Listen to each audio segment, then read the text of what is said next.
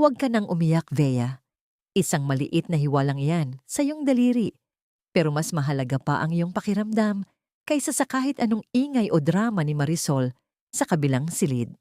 Ang boses na yon, ang malamig at malambing na tinig ni Tristan, ay tila isang matalim na patalim na humiwas sa gitna ng katahimikan ng recovery room. Sa kabilang dako ng manipis na dingding, narinig ni Marisol ang marahang paghalik ni Tristan sa kamay ng ibang babae, habang siya nakahiga sa malamig na kama ng St. Jude Medical Center ay halos hindi pa makahinga ng maayos matapos ang 5 oras na operasyon para sa kanyang ikalimang IVF attempt. Ang kanyang katawan ay bugbog na sa mga turok, ang kanyang sinapupunan ay tila isang tuyong lupa na pilit na binubuhay sa gitna ng matinding sakit. Ngunit ang lahat ng iyon ay tila walang halaga sa lalaking pinangakuan niya ng habambuhay. Nararamdaman ni Marisol ang unti-unting panlalamig ng kanyang mga daliri. Sinubukan niyang igalaw ang kanyang kamay upang abutin ang nurse call button. Ngunit tila nawalan na ng lakas ang kanyang mga kalamnan. Ang bawat tibok ng kanyang puso na makikita sa monitor sa gilid ng kanyang kama ay nagbibigay ng isang mahina at malungkot na tunog.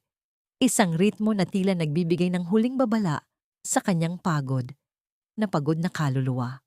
Ang bawat patak ng swero mula sa plastik na bote ay tila mabigat na metal na tumatama sa katahimikan ng silid bilang ng bawat sandali ng kanyang pagdurusa. Sa loob ng 8 taon, tiniis niya ang lahat ng panunumbat ni Tristan at ang malulupit na salita ng kanyang biyenan na si Doña Imelda. Tiniis niya ang pagiging martir sa ngalan ng pag-ibig at utang na loob. Tristan, paano si Marisol? Baka kailanganin niya ang pirma mo para sa mga gamot niya. Marinig ang malanding boses ni Vea na tila nanunukso pa. Isang mapait na tawa ang sumunod na narinig ni Marisol. Hayaan mo siya, Vea. Pagod na ako sa paulit-ulit na kabiguang yan.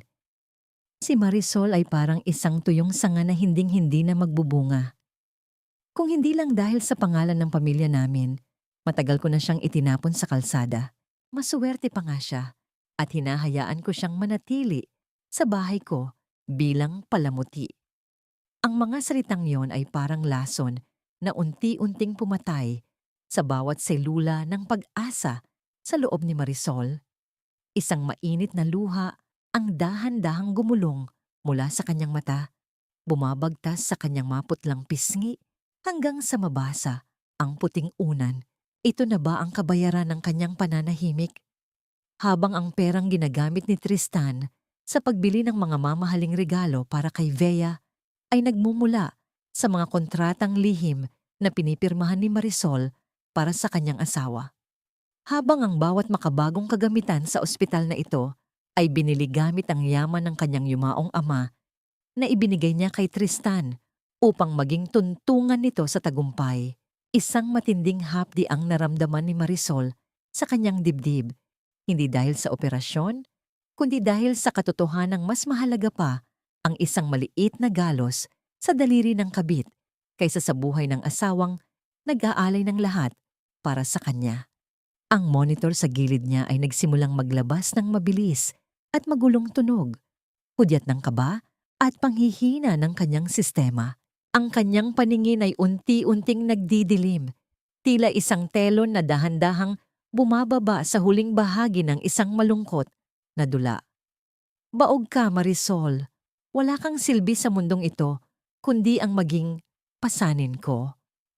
Ang huling hirit ni Tristan bago ito tumawa, nang malakas kasabay ng malanding hagigik ni Vea, ay tila huling pako na ibinaon sa kabaong ng kanyang pagtitimpi.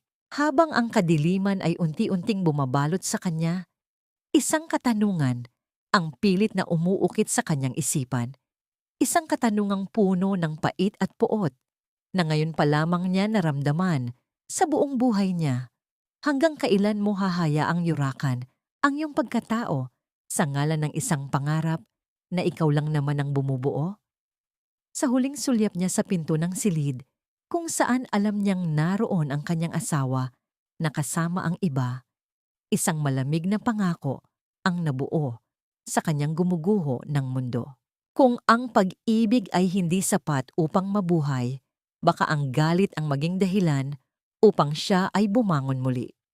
Ang huling tunog ng monitor ay isang mahabang huni ng kawalan, isang tuwid na linya sa screen na tila nagsasabing ang Marisol na kilala nila ay tuluyan ng pumanaw sa gabing iyon ng pagtataksil.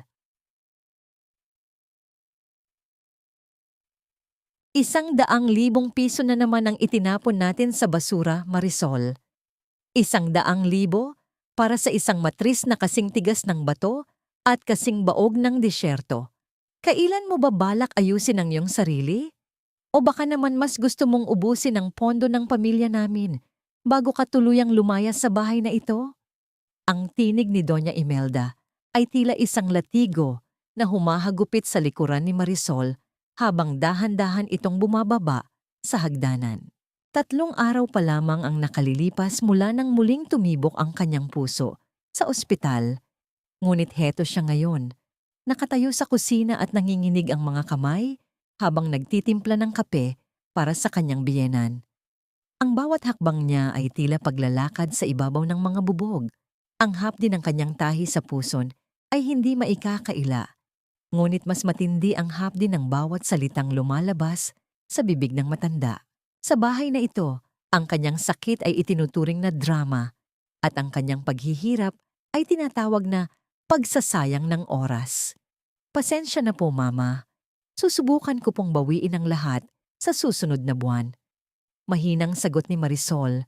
Ang kanyang boses ay tila isang bulong na hangin na madaling tangayin ng kawalan. Isang malakas na tunog ng porselana ang umalingaw-ngaw sa paligid nang ihampas ni Doña Imelda ang tasa sa mesa, dahilan upang tumalsik ang mainit na kape sa maputing kamay ni Marisol. Susunod na buwan, ang kapal din ng mukha mo. Kung hindi lang dahil sa awa ng anak ko, baka namamalimos ka na ngayon sa kalsada. Tandaan mo, pumasok ka sa pamilyang ito na walang dala, kundi ang iyong pangalan na matagal nang nabaon sa utang. Huwag mo kaming gawing tanga. Napayuko na lamang si Marisol. Kinakagat ang kanyang labi upang pigilan ang anumang tunog ng pag-iyak. Gusto niyang sumigaw, gusto niyang sabihin na ang ospital na pinagtatrabahuhan ng kanyang anak, ang kotse na sinasakyan nito, at maging ang alahas na suot ni Doña Imelda ay nagmula sa lihim na yaman ng mga Del Fiero na pilit niyang pinoprotektahan. Ngunit nanatili siyang pipi. Ang utang na loob na pilit na isinusumbat sa kanya ay tila isang kadena na nakapulupot sa kanyang leeg. Hinihigpitan ng bawat pagkakataon na nais niyang ipagtanggol ang sarili. Narinig ni Marisol ang pagbukas ng pinto at ang pamilyar na yabag ng sapatos ni Tristan. Pumasok ang kanyang asawa na may dalang kakaibang amoy. Isang bango ng mamahaling pabango ng babae na hindi naman kanya. Hindi man lang siya tinapunan ng tingin ni Tristan. Dumiritso ito sa kanyang ina at humalik sa pisngi nito, na tila ba walang asawang nag-aagaw buhay noong nakaraang gabi. Tristan, anak, buti at dumating ka na. Sabihan mo nga itong asawa mo na ayusin ang serbisyo niya. Ang kape ay matabang, parang ang pagsasama ninyo. Panunukso ni Doña Imelda habang nakatingin ng matalim kay Marisol. Lumingon si Tristan. Ang kanyang mga mata ay walang kahit anong bakas ng pag-aalala. Hayaan mo na siya, Ma. Pagod din ako sa ospital. Marisol, kunin mo ang coat ko at dalhin mo sa taas. Siguraduhin mong malilinis iyan ng maayos. May mahalaga akong dinner mamaya. Lumapit si Marisol ng may pag-aalinlangan. Iniinda ang bawat kirot ng kanyang katawan. Habang kinukuha niya ang coat mula sa kamay ni Tristan, hindi niya sinasadyang mabitawan ang isang kutsara mula sa tray na hawak niya. Ang metal ay tumama sa sahig. Lumikha ng isang malungkot na tunog sa gitna ng katahimikan. Dahan-dahan siyang lumuhod. Ang kanyang mga tuhod ay nangangatog upang pulutin ang kutsara. Sa sandaling iyon, nakita niya ang kanyang sarili sa refleksyon ng makintab na tiles. Isang anino ng babaeng dati ay puno ng pangarap. Ngayon ay tila isang alipin na namamalimos ng pansin sa sarili niyang tahanan. Pinaakyat siya ni Tristan nang walang imik. Sa loob ng kanilang silid, habang inihahanda ni Marisol ang coat ng asawa, naramdaman niya ang isang matigas na bagay sa loob ng bulsa nito. Dahan-dahan niyang ipinasok ang kanyang kamay at inilabas ang isang maliit na bagay na kumikinang sa ilalim ng ilaw ng chandelier. Isang gintong hikaw.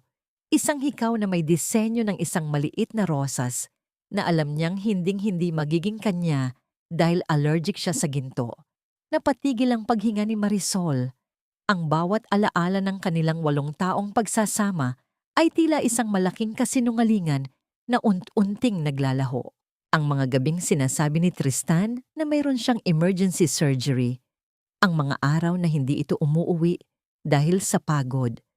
Ang lahat ng iyon ay malinaw na ngayon sa kanyang paningin.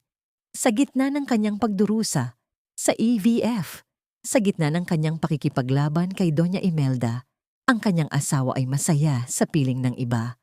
Biglang bumukas ang pinto at pumasok si Tristan.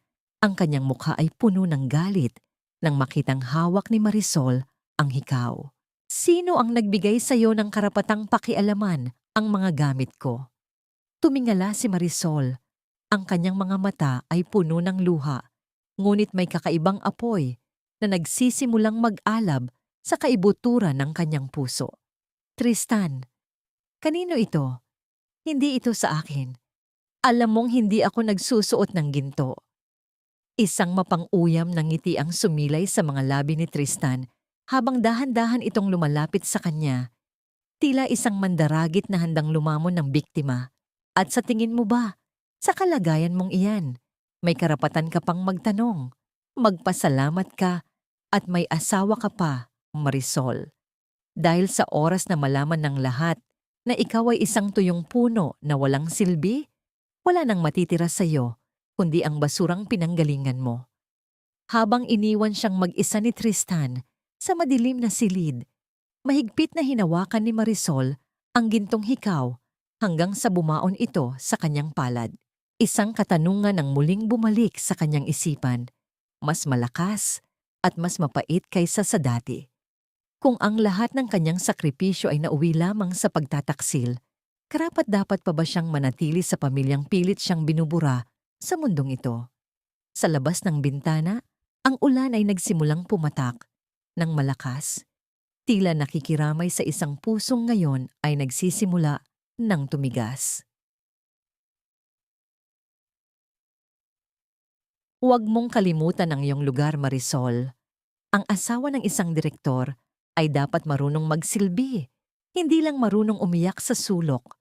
Ngayong gabi, ipakita mong karapat-dapat kang dalhin ang apelyido namin, kahit man lang sa pag-aayos ng mga mesa. Ang mga salitang iyon ni Doña Imelda ay tila mga tinik na bumaon sa pandinig ni Marisol habang pinagmamasdan niya ang sarili sa salamin. Nakasuot siya ng isang lumang bestido na ilang beses na niyang naisuot sa mga nakaraang pagtitipon habang si Tristan ay abala sa pag-aayos ng kanyang mamahaling tuksedo sa kabilang silid. Ngayong gabi ang selebrasyon para sa ika-10 taon ng St. Jude Medical Center, ang ospital na naging tuntungan ng ambisyon ni Tristan at ang ospital na lihim na binubuhay ng yaman ni Marisol. Ngunit sa halip na maging reyna ng gabi, inutusan siya ng kanyang biyenan na tumulong sa mga tauhan sa kusina at siguraduhing maayos ang bawat detalye ng pagkain. Isang matinding irony na siya ang nagbigay ng pondo para sa gabi na ito, ngunit siya rin ang itatago sa dilim upang hindi mapansin ng mga bisita. Pagdating sa ballroom ng hotel, ang bango ng mga sariwang bulaklak at ang kinang ng mga kristal na chandelier ay tila nanunuya sa kalagayan ni Marisol. Habang ang mga asawa ng ibang mga doktor ay nakasuot ng mga hiyas na kumikinang sa ilalim ng ilaw, si Marisol ay abala sa pag-aayos ng mga kubyertos, iniinda ang bawat kirot ng kanyang sariwang tahi sa puson. Ang bawat pagyuko niya ay tila paghatak sa isang sugat na hindi pa hilom, ngunit wala siyang magagawa. Kailangan niyang sumunod para sa dangal ng pamilya, isang dangal na siya lang naman ang tanging nagpoprotekta. Look who's here, ang dakilang asawa ni Doktor. Tristan, nagpapanggap na waitress, isang matalim at pamilyar na tinig ang bumasag sa kanyang konsentrasyon. Napaangat ang tingin ni Marisol at tila tumigil ang pagtibok ng kanyang puso. Nakatayo sa kanyang harapan si Bea, suot ang isang pulang bestido na hapit sa kanyang katawan. Isang bestidong alam ni Marisol na nagkakahalaga ng ₱250,000, perang hiningi sa kanya ni Tristan para raw sa equipment ng ospital. Ang gintong hikaw na nakita ni Marisol sa bulsa ni Tristan ay nakasabit ngayon sa tenga ni Bea, kumikinang at tila humahalakhak sa kanyang mukha. "Bea, anong ginagawa mo rito?" tanong ni Marisol. Pilit na pinatatatag ang kanyang boses sa kabila ng panginginig ng kanyang mga kamay. "I'm the guest of honor, honey. Ako ang bagong mukha ng marketing ng ospital. Tristan invited me personally." Sagot ni Bea sabay haplos sa kanyang buhok. Sinisiguradong makikita ni Marisol ang bawat detalye ng hiyas na suot niya. "And look at you. You look so tired. Siguro dahil yan sa stress ng hindi mo pagbubuntis. Nakakaawa ka naman." Hindi nakasagot si Marisol. Ang udyok ng galit ay dahan-dahang umaakyat sa kanyang lalamunan, ngunit bago pa siya makapagsalita, lumapit si Tristan at inakbayan si Bea sa harap mismo ni Marisol. Ang kanyang asawa ay tila hindi siya nakikita. Ang kanyang mga mata ay nakapokus lamang sa babaeng nasa kanyang tabi. "Bea, let's go. Maraming gustong makakilala sa iyo," ani Tristan nang may ngiti na hinding-hindi niya kailanman ibinigay kay Marisol. Sa gitna ng selos at sakit, dinalhan ni Marisol ng alak ang isang mesa malapit sa kinalalagyan ni na Tristan at Bea. Sa isang hindi inaasahang pagkakataon, habang dumadaan siya, tila may tumisod sa kanyang paa. Ang tray na hawak niya ay tumagilid, at ang pulang alak ay tumalsik sa puting tuksedo ni Tristan at sa pulang bestido ni Bea. Isang malakas na tunog ng pagbagsak ng baso ang umalingaw-ngaw sa buong ballroom. Ang musika ay biglang tumigil, at ang lahat ng mata ay lumingon sa kanila. Ang katahimikan ay tila isang mabigat na kumot na bumalot sa silid. "Marisol, ano ba ang ginawa mo?" Sigaw ni Tristan. Ang kanyang mukha ay namumula sa galit habang pinapagpagan ng kanyang damit. "Wala ka na ngang silbi sa bahay. Pati ba naman dito ay magkakalat ka? You're such a disgrace." "Tristan, hindi ko sinasadya. May tumisod sa akin." Pilit na paliwanag ni Marisol. Ang kanyang mga mata ay nagsisimula ng manubig dahil sa hiyang nararamdaman sa harap ng daan-daang tao. "Lumayas ka sa harap ko. Nakakahiya ka. Umuwi ka na at huwag kang magpapakita sa akin ngayong gabi." Muling sigaw ni Tristan sabay tulak sa braso ni Marisol, sapat na upang muntik na itong mawala ng balanse. Tumalikod si Marisol. Tumatakbo palabas ng ballroom habang naririnig ang mga bulungan at tawanan ng mga tao sa paligid. Nararamdaman niya ang malamig na hangin sa labas ng hotel, ngunit mas malamig ang pakiramdam sa loob ng kanyang dibdib. Habang papasok siya sa isang taxi, lumingon siya sa huling pagkakataon sa maliwanag na gusali. Nakita niya si Bea na nakadungaw sa bintana, may hawak na baso ng champagne at may isang tagumpay na ngiti sa mga labi. Ngunit ang hindi alam ni Marisol, bago siya tuluyang umalis, muling kinuha ni Bea ang mikropono sa loob ng ballroom para sa isang anunsyo na magpapabago sa lahat. Sa gitna ng selebrasyong ito, mayroon kaming magandang balita ni Tristan. Marinig ang tinig ni Bea mula sa speaker na abot hanggang sa labas. Dahil ang pamilyang ito ay hindi lamang lalago sa negosyo, kundi sa tunay na buhay. "I am pregnant, and Tristan is the father." Ang mga salitang iyon ay tila isang kidlat na tumama sa puso ni Marisol habang umaandar ang taxi. Ang huling hibla ng kanyang pagtitimpi ay tuluyan ng naputol. Sa dilim ng sasakyan, hindi na luha ang lumabas sa kanyang mga mata, kundi isang malamig at matalim na desisyon. Hanggang kailan ka magiging biktima, Marisol, kung ikaw naman ang may hawak ng susi sa kanilang pagkawasak? Akala mo ba ay hahayaan ko talagang magbunga ang sinapupunan mo? 8 taon kitang pinanood na magmakaawa sa langit, Marisol, habang ako mismo ang pumapalit sa iyong mga gamot para siguraduhin hinding-hindi ka magkakaanak sa akin. Ang mga salitang yon ni Tristan ay tila isang mabisang lason na kumalat sa buong katawan ni Marisol habang nakatayo sila sa gitna ng kanilang madilim na silid. Kakauwi lamang nila mula sa malagim na gabi sa ballroom at ang bawat salita ng kanyang asawa ay mas masakit pa kaysa sa anumang operasyong pinagdaanan niya. Sa loob ng 8 taon, dumanas si Marisol ng matinding hirap sa bawat IVF treatment. Tinitiis ang mga turok at ang epekto ng mga hormone sa kanyang katawan, habang ang lalaking pinagkakatiwalaan niya ay palihim na nilalabanan ang bawat sakripisyo niya. Pinapalitan nito ang kanyang mga gamot ng mga placebo at birth control pills upang siguraduhing mananatili siyang baog sa paningin ng mundo. Nararamdaman ni Marisol ang unti-unting paghinto ng kanyang mundo.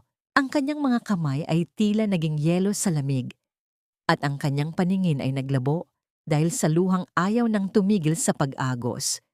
Ang bawat sakripisyo niya, ang bawat gabing iniyakan niya sa harap ng altar, at ang bawat bilyong pisong ibinigay niya para sa karera ni Tristan, lahat ng yon ay itinapon lamang sa basurahan para sa isang masamang balak. Ang lalaking pinangakuan niya ng katapatan ang siya mismong pumatay sa kanyang pangarap na maging ina. Bakit, Tristan? Bakit mo ginawa sa akin ito? Tanong ni Marisol. Ang kanyang boses ay basag at puno ng matinding pait. Ibinigay ko sa iyo ang lahat. Ang yaman ng ama ko, ang buhay ko, ang bawat hininga ko. Bakit kailangan mong maging ganito katuso? Isang mapang-asar na tawa ang isinagot ni Tristan habang dahan-dahan itong lumalapit sa kanya. Dahil ayaw kong magkaroon ng anak sa isang babaeng kasing boring at kasing hinamo, Marisol. Ang kailangan ko ay si Bea. Isang babaeng may apoy. Isang babaeng kayang ibigay sa akin ang lahat nang hindi nagdadrama. At ngayon, mayroon na siyang dinadala. Isang tunay na anak, hindi tulad ng mga pekeng pangarap na ibinibigay mo. Sa tindi ng emosyon, sinubukan ni Marisol na abutin ang braso ni Tristan upang humingi ng paliwanag, ngunit isang marahas na tulak ang isinalubong ng kanyang asawa. Nawalan ng balanse si Marisol. Ang kanyang mga paa ay nadulas sa makinis na sahig at ang kanyang katawan ay bumagsak ng malakas. Isang matinding tunog ng pagtama ng buto sa matigas na kahoy ang umaling-awngaw sa silid. Ang kanyang tahi sa puson na hindi pa hilom mula sa huling IVF surgery ay tila muling bumuka, nagbibigay ng isang hapdi na halos magpahimatay sa kanya. Tristan, ang tahi ko, masakit. Bulong ni Marisol habang namimilipit sa sahig. Ang kanyang kamay ay nakakapit sa kanyang tiyan. Ngunit tila walang naririnig si Tristan. Tinalikuran niya ang kanyang asawa na nasa sahig at kinuha ang kanyang susi ng kotse. Huwag kang umarte sa harap ko. May pupuntahan ako. Si Bea, kailangan niya ako dahil masela ng pagbubuntis niya. Diyan ka na sa sahig. Nababagay ka naman sa dumi. Ang tunog ng pagsasara ng pinto ay tila isang hatol ng kamatayan para kay Marisol. Naiwan siyang mag-isa sa dilim, nakahiga sa malamig na sahig, habang nararamdaman ang dahan-dahang pagdaloy ng dugo mula sa kanyang sugat. Sa gitna ng sakit, napatingin siya sa dingding kung saan nakasabit ang larawan ng kanyang yumaong ama. Ang mga mata ng kanyang ama sa larawan ay tila puno ng lungkot, tila humihingi ng tawad dahil iniwan siya nito sa kamay ng mga halimaw. Dahan-dahang gumapang si Marisol patungo sa gilid ng kama. Ang bawat galaw niya ay isang pakikibaka laban sa kamatayan. Nang maabot niya ang kanyang pitaka, kinuha niya ang kanyang wedding ring. Ang gintong singsing na naging simbolo ng kanyang pagkakakulong sa loob ng 8 taon. Inilapag niya ito sa gitna ng mantsa ng dugo sa sahig, isang tahimik na deklarasyon ng pagtatapos. Hindi na siya ang Marisol na martir.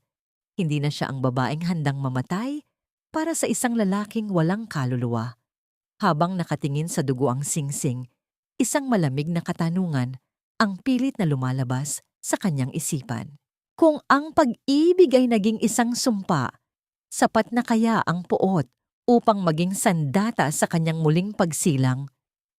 Ang katahimikan ng gabi ay muling bumasag sa kanyang damdamin, ngunit sa pagkakataong ito, wala nang luha na pumatak. Ang huling patak ng kanyang luha ay natuyo na kasabay ng kanyang pagpapasya na tapusin ang lahat. Wala kang dalang anuman nang pumasok ka sa pamamahay na ito, kaya wala ka ring dalang anuman sa iyong pag-alis. Iwan mo ang lahat ng gamit na binili ng anak ko at lumayas ka bago pa dumating ang mga barangay upang kaladkarin ka palabas. Ang tinig ni Doña Imelda ay tila isang malamig na hangin na dumaan sa silid habang nakatayo ito sa tapat ni Marisol. Hindi man lamang nito tiningnan ang mansa ng dugo sa sahig o ang namumutlang mukha ng kanyang menugang, dahan-dahang bumabangon mula sa pagkakahandusay. Sa halip na tulong, isang itim na basurahan ang inihagis ng matanda sa paanan ni Marisol. Ang plastik ay lumikha ng isang malambot, ngunit mapanghusgang tunog sa sahig. Hudyat na ang 8 taon ng kanyang paninilbihan ay itatapon na lamang na parang basura. Mama, gabi na po at masakit pa ang tahi ko. Hayaan niyo muna akong magpalipas ng gabi rito, pagsusumamo ni Marisol. Ang kanyang boses ay tila isang upos ng kandila na malapit ng mamatay. Isang mapang-uyam na tawa ang isinagot ng matanda. Huwag mo akong tawaging mama, dahil simula sa oras na ito, ikaw ay isang estranghero na sa amin. Si Bea ang tunay na reyna ng bahay na ito dahil siya ang magbibigay sa amin ng apo. Ikaw ay isang sumpa na dapat nang burahin. Dahan-dahang tumayo si Marisol, iniinda ang bawat kirot sa kanyang puson na tila binabarena ng libu-libong karayom. Kinuha niya ang isang lumang bag at inilagay ang ilang piraso ng kanyang damit. Mga damit na binili niya gamit ang sarili niyang ipon bago pa siya ikasal kay Tristan. Habang naglalakad siya palabas ng kwarto, nakita niya si Bea na nakatayo sa pasilyo. Suot ang kanyang paboritong silk robe at may hawak na baso ng gatas, tila nagmamasid sa isang biktima ng sakuna. Isang tagumpay na ngiti ang sumilay sa mga labi ng babae, isang ngiting nagsasabing nakuha na nito ang lahat ng pinaghirapan ni Marisol. Sa labas ng mansyon, ang ulan ay bumubuhos ng malakas, tila nakikidalamhati sa bawat hakbang ni Marisol patungo sa gate. Ang bawat patak ng tubig sa kanyang balat ay tila mga latigo ng katotohanan. Paglabas niya sa malaking bakal na pinto, narinig niya ang mabilis na paglock ng gate, isang tunog ng bakal na nagtatapos sa kanyang ugnayan sa mga taong itinuring niyang pamilya. Naglakad si Marisol sa gilid ng kalsada. Ang kanyang mga paa ay nanginginig at ang kanyang paningin ay malabo dahil sa pinaghalong ulan at luha. Sa isang kanto, nakita niya ang isang matandang lalaki na nagtitinda ng tinapay sa ilalim ng isang maliit na tolda. Lumapit siya at bumili ng isang pirasong pandesal gamit ang huling barya sa kanyang bulsa, habang kinakain niya ang mainit at malambot na tinapay sa gitna ng giniginaw na gabi. Isang kakaibang pakiramdam ang lumitaw sa kanyang puso. Ito ang lasa ng kalayaan. Sa unang pagkakataon sa loob ng 8 taon, walang nanunumbat sa kanya, walang nagdidikta sa bawat kilos niya, at walang humuhusga sa kanyang pagkatao. Ilang sandali pa, isang itim na sasakyan ang huminto sa kanyang tapat. Bumaba ang isang lalaking naka-Amerikana, si Attorney Mendoza, ang matapat na abogado ng kanyang yumaong ama. Ang mukha ng matanda ay puno ng lungkot at paggalang nang makita ang kalagayan ng anak ng kanyang dating kliyente. Senyorita Marisol, kanina pa po namin kayo hinahanap. Oras na po para buksan ang huling testamento ng inyong ama. Ani Attorney Mendoza, habang pinapayungan ang babaeng basang-basa sa ulan, sa loob ng opisina ng abogado. Habang nakabalot ng mainit na kumot, binasa ni Marisol ang mga dokumentong matagal nang inilihim sa kanya. Ang kanyang ama, na alam ang kasamaan ng pamilya ni Tristan, ay nag-iwan ng isang espesyal na sugnay sa kanyang mana. Ang lahat ng yaman, ang Del Fierro Group of Companies, at ang bawat lupang kinatitirikan ng mga negosyo ni Tristan ay mapupunta lamang kay Marisol sa sandaling pirmahan niya ang kanyang divorce papers o sa sandaling palayasin siya ng kanyang asawa. Isang malamig na ngiti ang sumilay sa mga labi ni Marisol habang hawak ang ballpen. Ang kanyang mga kamay na kanina ay nanginginig, ay tila naging bakal sa katatagan. Pinirmahan niya ang dokumentong magbabalik sa kanya sa rurok ng kapangyarihan. Attorney Mendoza, tawagan mo ang bangko. Ipaalam mo sa kanila na ang lahat ng personal na garantiya at collateral na nakapangalan sa akin para sa utang ni Tristan ay binabawi ko na simula sa segundong ito. Utos ni Marisol, ang kanyang boses ay tila isang utos mula sa isang reyna.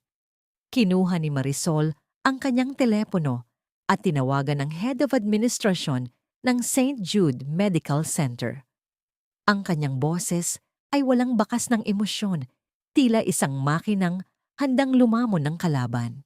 Ito si Marisol Del Fierro, ang may-ari ng lupang kinatatayuan ng inyong ospital at ang pangunahing stockholder ng inyong medical equipment. Gusto kong ipaalam na simula bukas, lahat ng operasyon sa ilalim ng pamamahala ni Dr. Tristan ay ititigil natin. I want him to feel what it's like to be empty. Sa kabilang linya, ang katahimikan ay tila isang malalim na hukay na naghihintay kay Tristan. Sa gitna ng madilim na gabi, habang ang ulan ay patuloy na bumubuhos, isang bagong bagyo ang paparating. Isang bagyong hindi kayang takasan ng mga taong nagtaksil sa isang pusong tapat.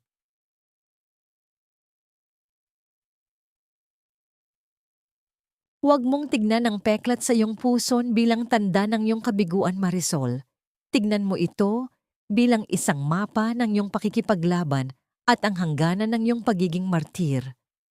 Ang tinig ni Attorney Mendoza ay tila isang mainit na haplos sa gitna ng malamig na umaga habang pinagmamasdan ni Marisol ang kanyang sarili sa malaking salamin ng isang luxury suite sa Peninsula Manila. Wala na ang maputlang babaeng laging nakayuko. Sa halip, isang babaeng may matatag na tingin ang nakaharap sa kanya. Nakasuot siya ng isang dekalidad na puting suit na tila nagbibigay ng liwanag sa kanyang pagkatao, habang ang kanyang buhok ay maayos na nakaayos, malayo sa gusot-gusot na hitsura niya noong gabi ng kanyang pag-alis. Ang bawat haplos niya sa tela ng kanyang kasuotan ay tila pagpapadama sa kanyang sarili na siya ay muling nabubuhay. Sa kabilang dako ng lungsod, sa St. Jude Medical Center, maagang pumasok si Tristan na may suot na mapagmataas na ngiti.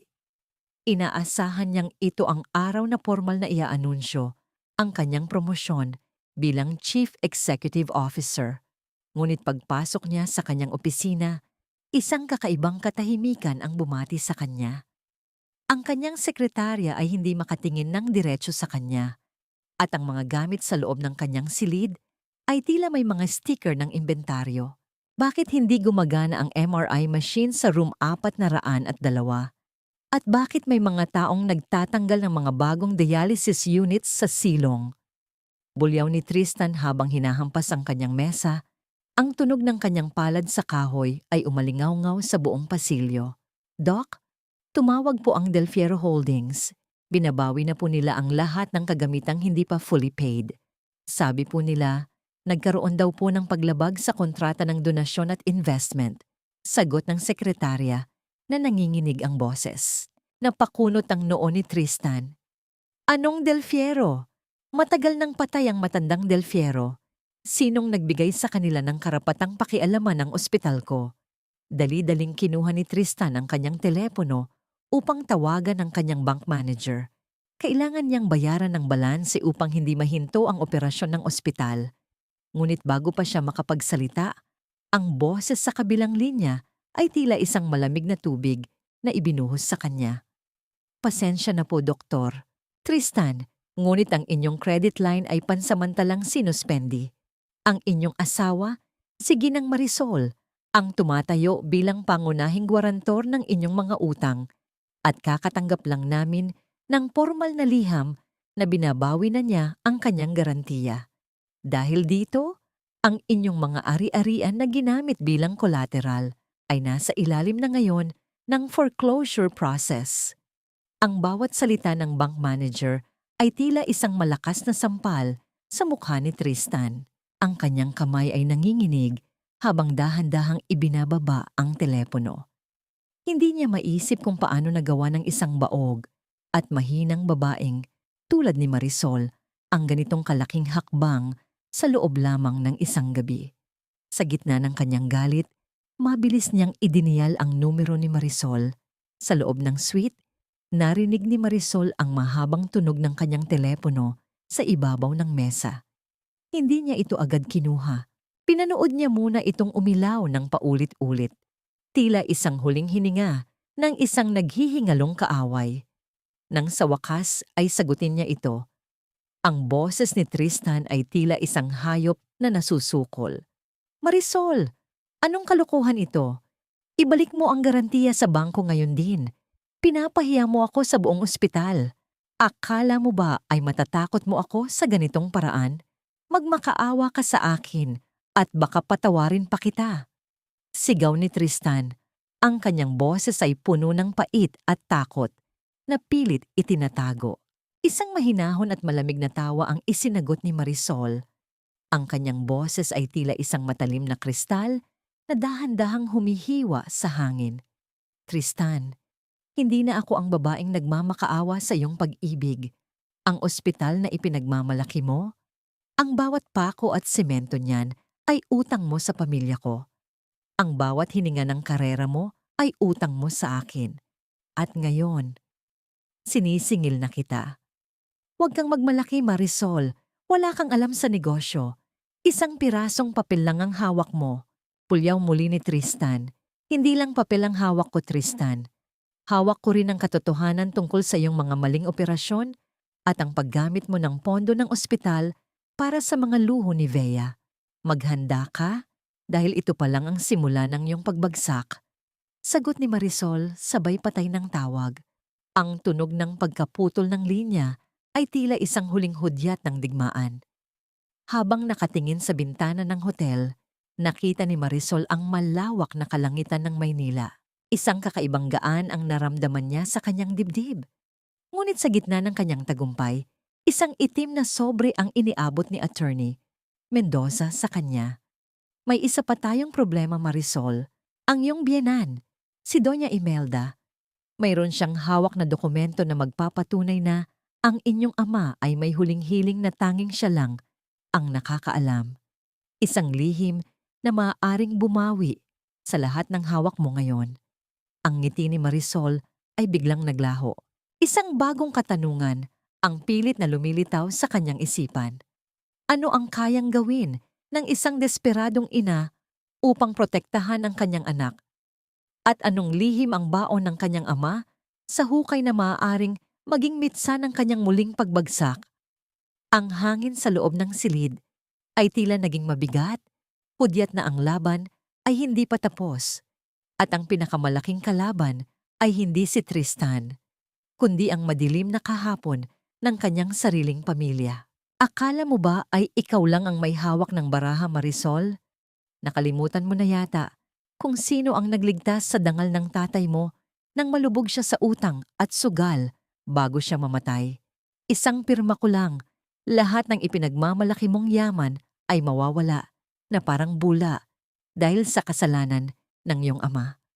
Ang tinig ni Doña Imelda ay tila isang mabisang kamandag na dahan-dahang gumagapang sa buong silid ng opisina ni Attorney Mendoza. Nakatayo ang matanda sa tapat ni Marisol. Ang kanyang mga mata ay naniningkit sa galit at puno ng mapanirang tagumpay. Inilapag niya sa ibabaw ng lamesa ang isang kupas at madilaw na dokumento. Isang kasunduang may lagda ng yumaong ama ni Marisol, si Don Rodolfo Del Fiero. Ang bawat letra sa papel na yon ay tila mga anino ng nakaraan na handang sumakal sa bagong buhay na pilit na binubuo ni Marisol. Naramdaman ni Marisol ang biglang paglamig ng kanyang sikmura. Ang kanyang mga kamay na kanina ay matatag na nakahawak sa kanyang bag ay dahan-dahang nanginig, sapat na upang marinig ang mahinang tunog ng pagtama ng kanyang mga kuko sa balat ng pitaka. Pinagmasdan niya ang pirma ng kanyang ama, ang pamilyar na kurba ng mga letra na dati ay simbolo ng integridad at pagmamahal, ngunit ngayon ay tila isang sumpa na nagmumula sa hukay. Sa loob ng 8 taon, ang tanging alaala niya sa kanyang ama ay ang pagiging isang marangal na tao, ngunit heto ang kanyang biyenan. Inilalantad ang isang bahagi ng kasaysayan na hinding-hindi niya inaasahan. Mama, anong ibig sabihin nito? Hindi magagawa ni Papa ang ganitong bagay. Bulong ni Marisol, ang kanyang boses ay tila isang naghihingalong hininga sa gitna ng matinding ulan sa labas. Isang mapang-uyam na tawa ang pinakawalan ni Doña Imelda habang dahan-dahan itong lumalapit sa kanya. Tila isang ahas na naghihintay ng tamang pagkakataon upang tumuklaw. Huwag kang magpanggap na inosente, Marisol. Ang itinatangi mong ama ay isang sugarol na isinugal pati ang kumpanyang kinauupuan mo ngayon. Ang aking yumaong asawa ang nagbayad sa lahat ng kanyang utang kapalit ng kasunduang ito, na ang lahat ng ari-arian ng mga Del Fiero ay mapupunta sa pamilya namin sa sandaling iwan mo ang aking anak. Ikaw ang talo rito dahil sa sandaling ituloy mo ang paghiwalay kay Tristan, ikaw ang magiging sanhi ng tuluyang pagbagsak ng pangalan ng iyong ama. Ang bawat salita ni Doña Imelda ay tila isang matalim na aspile na itinutusok sa puso ni Marisol. Ang mitiin niyang makalaya ay tila isang malayo at malabong pangarap na muling binawi sa kanya. Nararamdaman niya ang pait sa kanyang lalamunan. Ang bawat sakripisyo niya sa loob ng 8 taon ay tila hindi pa sapat dahil maging ang kanyang patay na ama ay ginagamit na sandata laban sa kanya. Ang katahimikan sa loob ng opisina ay tila isang mabigat na pasanin. Tila ba ang pader ay dahan-dahang sumisikip upang gipitin ang kanyang kaluluwa. Tumingin si Marisol kay Attorney Mendoza na ngayon ay nakayuko at hindi makatingin ng diretso sa kanya. Ang pananahimik ng kanyang abogado ay sapat na upang kumpirmahin ang katotohanan. Ang bawat tibok ng puso ni Marisol ay tila isang malungkot na paalaala ng kanyang pagkatalo. Sa gitna ng kanyang pagkalunod sa sakit, narinig niya ang mabilis na pagbukas ng pinto. Pumasok si Tristan, pawis na pawis at puno ng desperasyon ng mukha. Ngunit nang makita niya ang dokumento sa ibabaw ng lamesa at ang nanghihinang hitsura ni Marisol, isang mapanuyang ngiti ang sumilay sa kanyang mga labi. Lumapit siya kay Marisol at dahan-dahang hinawakan ng baba nito. Pilit na iniangat ang mukha ng asawa upang tignan siya sa mga mata. Sabi ko naman sa'yo, Marisol, wala kang pupuntahan. Ikaw ay pag-aari ng pamilyang ito. Buhay man o patay ang iyong ama. Anang Tristan ng may kasamang panlilibak. Ngayon, pumili ka. Ituloy mo ang iyong paglaban at hayaang mabura ang pangalan ng tatay mo sa kasaysayan. O bumalik ka sa bahay, lumuhod ka sa harap ko at ni Mama, at tanggapin mong si Vea ang magiging sentro ng buhay natin mula ngayon. Dahan-dahang iniatras ni Marisol ang kanyang mukha. Ang hapdi ng pagkakahawak ni Tristan ay tila nag-iwan ng marka, hindi lamang sa kanyang balat, kundi maging sa kanyang pagkatao. Tumingin siya sa bintana, kung saan ang ulan ay patuloy na humahampas sa salamin. Tila mga luhang hindi na maubos-ubos. Isang malalim na katanungan ang muling bumalot sa kanyang isipan. Isang tanong na tila walang tamang sagot. Hanggang kailan mo itataya ang iyong sariling kaligayahan para sa isang dangal na matagal nang dinungisan ng iba? At kung ang katotohanan ay mas masakit kaysa sa kasinungalingan, handa ka bang yakapin ang kadiliman upang protektahan ang huling alaala ng taong mahal mo? Ang katahimikan ni Marisol ay tila isang hudyat ng kanyang pagsuko. Ngunit sa kaibuturan ng kanyang mga mata, isang maliit at malamig na apoy ang nagsisimulang mabuong muli Isang apoy na hindi alam ni na Tristan at Doña Imelda na hinding-hindi nila kayang patayin.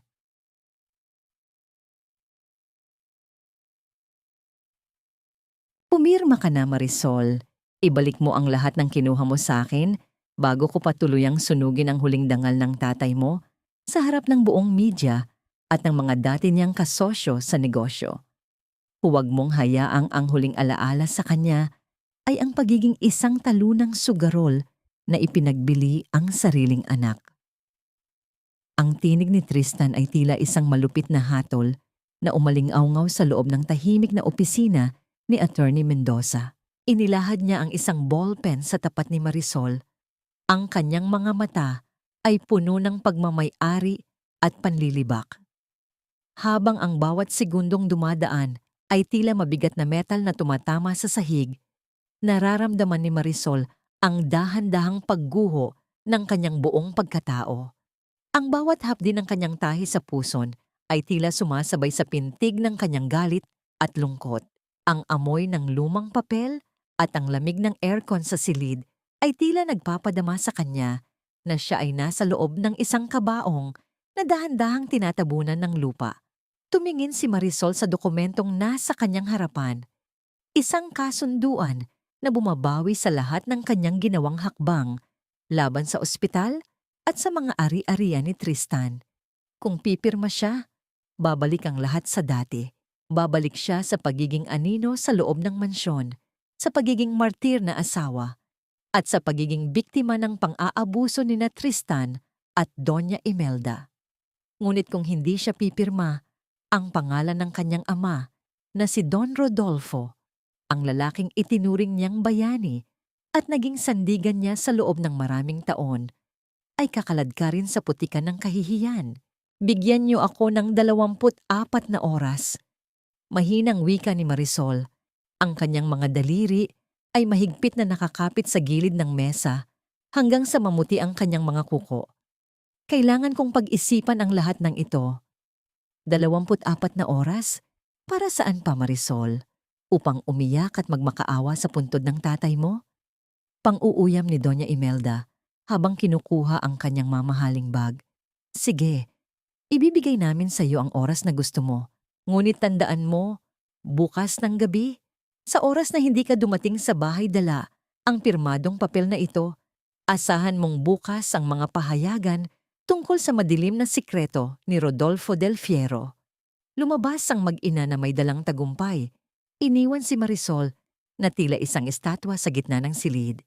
Hindi siya umiyak. Ang kanyang mga luha ay tila natuyo na sa tindi ng sakit. Sa halip, nagpasya siyang pumunta sa isang lugar na matagal na niyang hindi binibisita. Ang lumang bahay ng kanyang yumaong yaya, si Lola Belen, sa isang maliit na baryo sa labas ng lungsod. Si Lola Belen ang tanging nakasama ng kanyang ama sa mga huling sandali nito bago ito pumanaw. Pagdating niya sa maliit na bahay na gawa sa kahoy at kawayan, sinalubong siya ng amoy ng sariwang luto na sinangag at ang banayad na tunog ng mga dahon ng saging na hinahampas ng hangin. Nakita niya si Lola Belen na nakaupo sa isang tumba-tumba. Ang mukha nito ay puno ng mga kulubot na tila mga guhit ng kasaysayan at karunungan. Pagkakita sa kanya, agad siyang niyakap ng matanda. Isang yakap na puno ng pagmamahal na matagal na niyang hindi nararamdaman sa piling ni na Tristan. Lola, totoo ba? Totoo bang isinugal ni Papa ang lahat pati ang buhay ko? Tanong ni Marisol habang nakasubsob sa balikat ng matanda. Doon lamang siya nakaramdam ng kaluwagan upang umiyak ng tahimik. Huminga ng malalim si Lola Belen at dahan-dahang hinaplos ang buhok ni Marisol. Ang iyong ama, Marisol, ay isang taong may malalim na sugat sa puso. Ngunit hinding-hindi niya gagawin ang sadyang ipahamak ka. May mga lihim na hindi kayang sabihin ng isang ama dahil sa sobrang pagmamahal. Ngunit may isang bagay na iniwan siya sa akin bago siya malagutan ng hininga. Isang susi sa isang maliit na kahon na nakatago sa ilalim ng sahig ng dati ninyong silid sa mansyon. Napatitig si Marisol kay Lola Belen. Isang kakaibang kaba ang bumalot sa kanya. Anong kahon, Lola?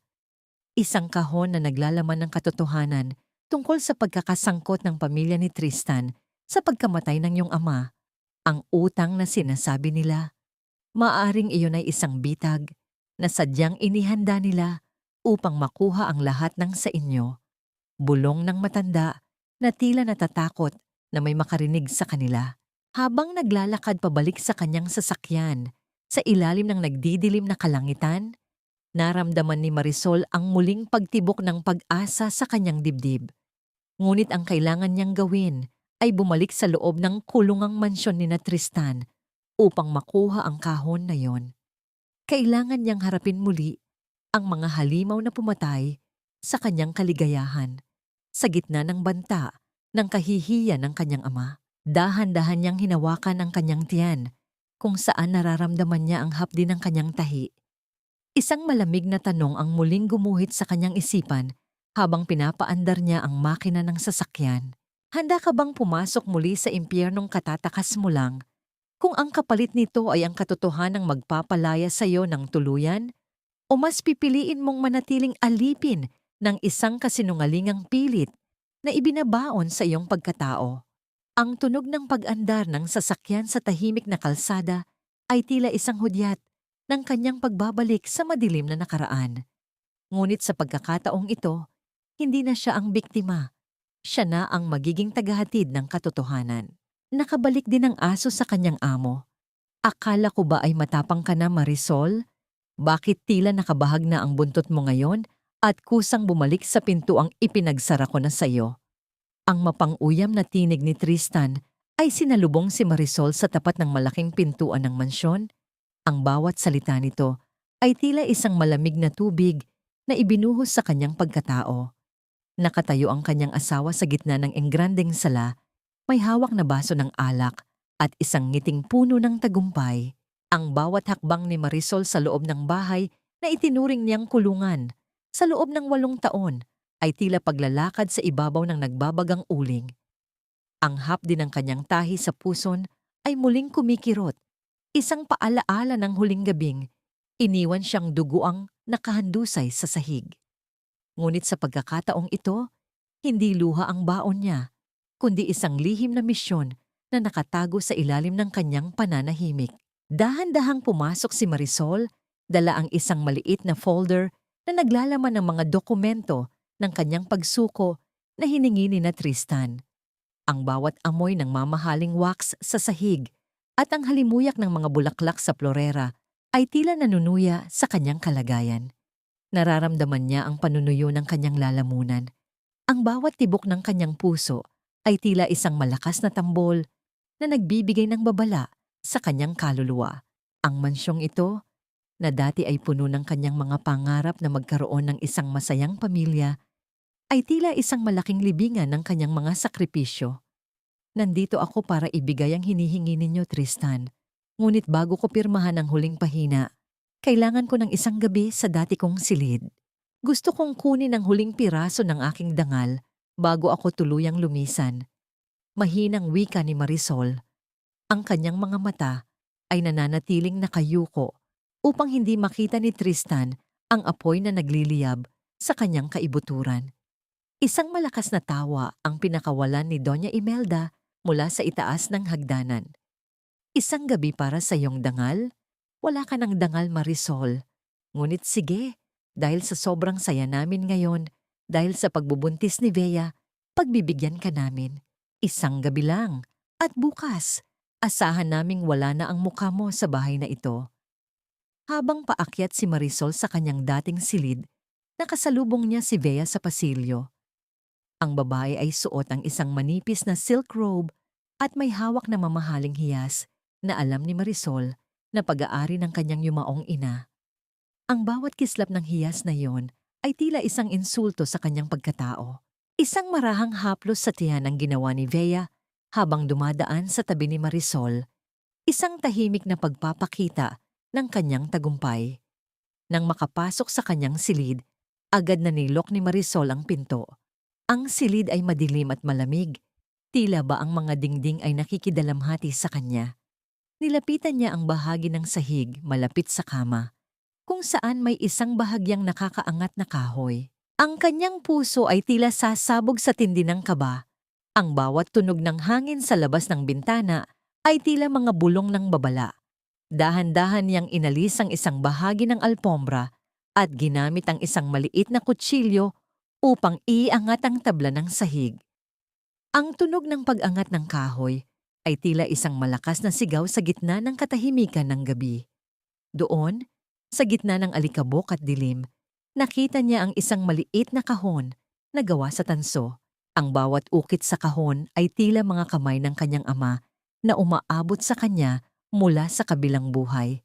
Habang dahan-dahan niyang binubuksan ang kahon, isang amoy ng lumang papel at amag ang sumalubong sa kanya. Nakita niya ang isang notebook na naglalaman ng mga sulat kamay ng kanyang ama at isang voice recorder na tila matagal nang naghihintay na pakinggan. Isang matinding pangangatog ang naramdaman ni Marisol nang buksan niya ang notebook. Ang unang pahina ay may petsang 1 linggo bago mamatay ang kanyang ama. Sa aking minamahal na Marisol, kung binabasa mo ito, marahil ay wala na ako. Huwag kang maniwala sa anumang sasabihin ng pamilyang Villarreal. Ang utang na sinasabi nila ay isang kasinungalingan na binuo upang makuha ang Del Fierro Holdings. Sila ang pumatay sa aking mga pangarap at maaaring sila rin ang pumatay sa akin. Napatakip ng bibig si Marisol, ang bawat salita sa papel ay tila mga patalim na humihiwa sa kanyang puso. Ang 8 taon ng kanyang pananatili sa bahay na ito ay hindi lamang isang pagtitiis, kundi isang pagtira sa piling ng mga taong pumatay sa kanyang sariling dugo. Ang bawat haplos ni Tristan sa kanya, ang bawat salita ni Doña Imelda, lahat ng yon ay puno ng dugo at kasinungalingan. Biglang narinig ni Marisol ang marahang pagkatok sa pinto. Kasunod ang tinig ni Tristan na tila isang hudyat ng kapahamakan. Marisol, buksan mo ang pinto. May nakalimutan akong sabihin sa iyo tungkol sa dokumentong pipirmahan mo bukas. Dali-daling itinago ni Marisol ang kahon sa ilalim ng kanyang kumot at pinilit na payapain ang kanyang paghinga. Ang bawat segundo ay tila 1 taon ng pagdurusa habang papalapit siya sa pintuan. Isang katanungan ang muling bumalot sa kanyang isipan, mas malakas at mas mapait kaysa sa anumang sakit na naramdaman niya noon. Handa ka na bang harapin ang katotohanang ang lalaking tinulungan mo at minahal mo ay ang siya ring pumatay sa iyong ama? At paano ka lalabas sa silid na ito nang hindi naramdaman ng halimaw na alam mo na ang kanyang pinakatagong sikreto? Ang tunog ng pag-ikot ng doorknob ay tila isang huling babala ng tadhana, habang ang kadiliman sa loob ng silid ay tila naghahanda para sa isang bagong yugto ng digmaan. Buksan mo ang pinto, Marisol. Huwag mong sayangin ang huling gabi mo rito sa pagmumukmok. May mga detalye pa tayong dapat tapusin para sa iyong maayos na pag-alis bukas. Ang boses ni Tristan ay tila isang malamig na haplos ng kamatayan na dumaan sa bawat hibla ng buhok ni Marisol. Mabilis niyang isinara ang maliit na kahon at isiniksik ito sa ilalim ng kanyang makapal na unan, kasabay ng mabilis na pagbabalik ng tabla sa sahig. Ang kanyang puso ay tila isang tambol na nagwawala sa loob ng kanyang dibdib. Bawat tibok ay tila naririnig sa buong silid. Pinilit niyang pakalmahin ang kanyang paghinga habang dahan-dahang lumalapit sa pinto. Ang bawat hakbang niya sa ibabaw ng makinis na sahig ay tila paghakbang sa isang manipis na yelo na anumang sandali ay maaaring mabasag. Nang buksan niya ang pinto, tumambad sa kanya ang mukha ni Tristan. Ang lalaking minahal niya ng 8 taon. Ang lalaking pinag-alaya niya ng kanyang buhay at yaman. Ngunit ngayon ay tila isang halimaw na nakasuot ng balat ng tao.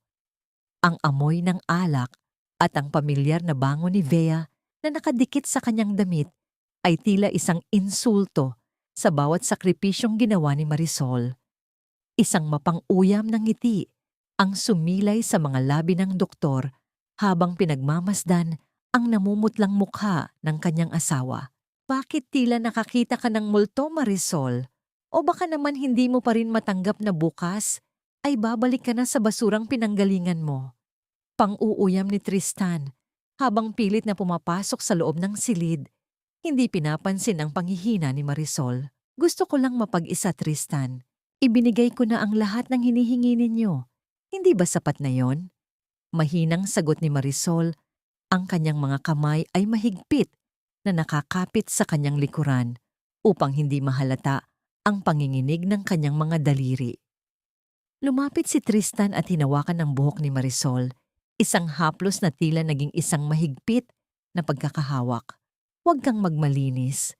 Alam kong nagpaplano ka pa rin, ngunit tandaan mo, hawak ni Mama ang leeg ng tatay mo kahit nasa hukay na siya. Bukas, sa harap ng mga abogado, pipirmahan mo ang lahat ng pagtalikod mo sa Del Fierro Holdings.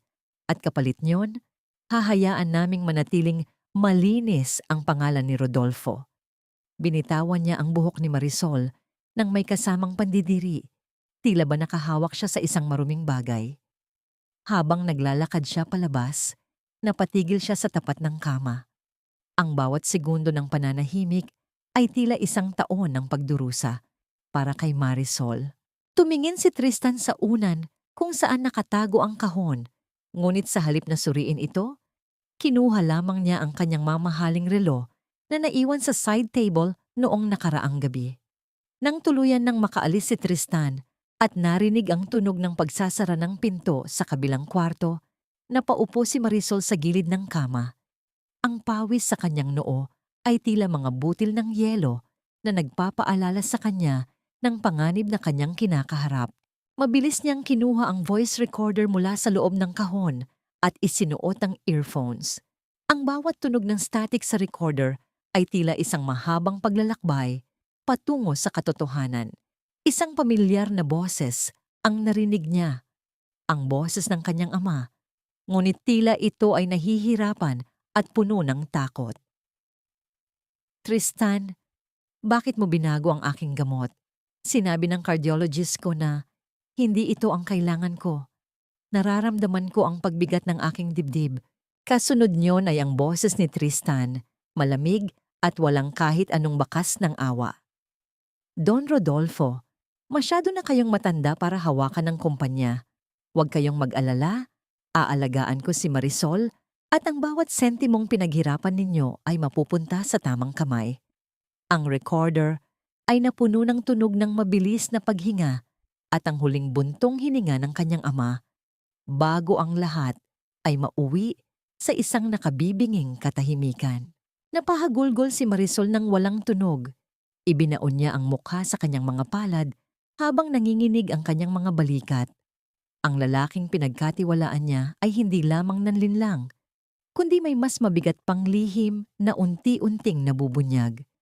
Ang bawat gamot na ibinibigay ni Tristan sa kanyang ama ay ngayon ay nagdudulot ng matinding pagdududa sa kanyang isipan. Tila may mga pangyayaring hindi niya lubos na naunawaan noon.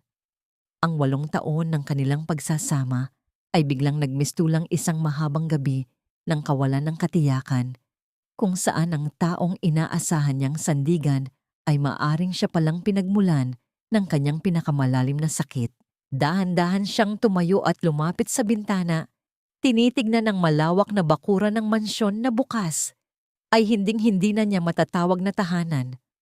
Ang bawat ilaw sa hardin ay tila mga mata ng kanyang ama na nagmamasid at naghihintay ng katarungan. Isang matalim na desisyon ang muling nabuo sa kanyang isipan. Isang desisyong hindi na mababali ng kahit anong pananakot.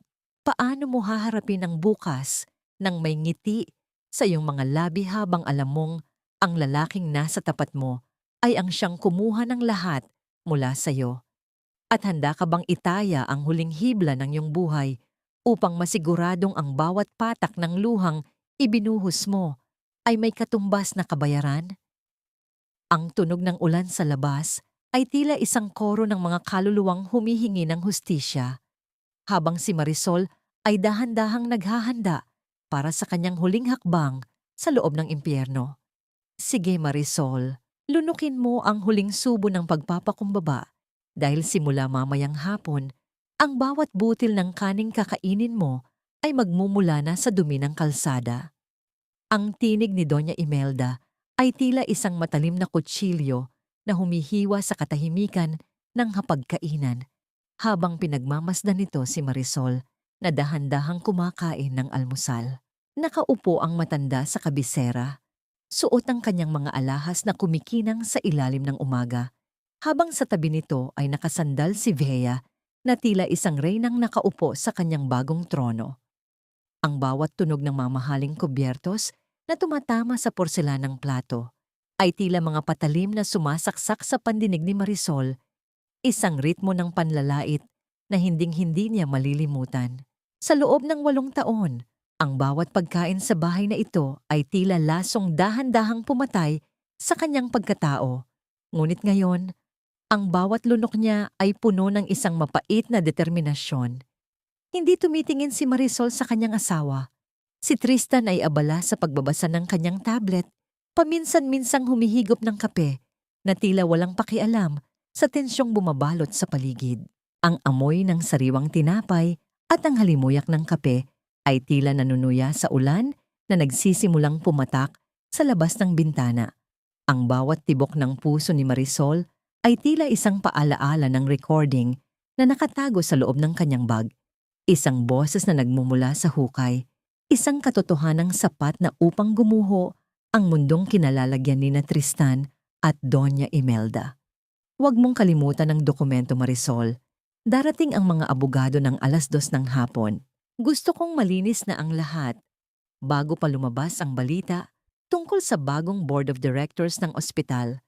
Malamig na utos ni Tristan nang hindi inaalis ang tingin sa kanyang screen. At siguraduhin mong wala nang matitirang kahit anong bakas mo sa silid na yon. Ayaw kong may maamoy si Viana kahit anong alaala mo. Nararamdaman ni Marisol ang matinding panginginig ng kanyang mga kamay sa ilalim ng lamesa. Ang hapdi ng kanyang tahi sa puson ay tila muling nag-aalab. Isang simbolo ng lahat ng hirap na ibinigay niya para sa pamilyang pilit siyang binubura sa mundo. Tumayo siya ng dahan-dahan. Iniinda ang bawat kirot ng kanyang katawan. Tumingin siya kay Vea na ngayon ay may hawak na isang piraso ng prutas at may mapang-asar na ngiti sa mga labi. Ang bawat tawa ng babaeng ito ay tila isang insulto sa bawat sakripisyo ni Marisol sa loob ng 8 taon. Huwag kayong mag-alala, Tristan. Ibibigay ko sa inyo ang lahat ng nararapat sa inyo. Mahinang sagot ni Marisol. Ang kanyang boses ay tila isang malamig na bulong na dumaan sa gitna ng init ng silid. Umakyat si Marisol sa kanyang dating silid upang kunin ang kanyang maliit na bag. Sa bawat hakbang niya sa hagdanan, nararamdaman niya ang bigat ng katotohanang dala niya.